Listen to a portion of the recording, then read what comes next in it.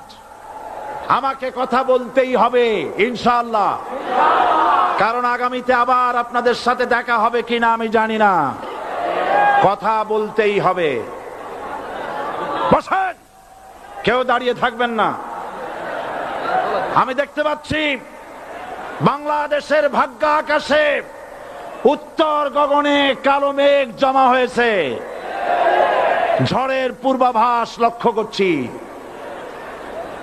যদি মোকাবেলা করতে না পারেন সক্ষম ভাবে, এমন অন্ধকার গাঢ় কালো অমাবস্যার রাত আসতে পারে যার সুবে সাদেক হওয়া অসম্ভব।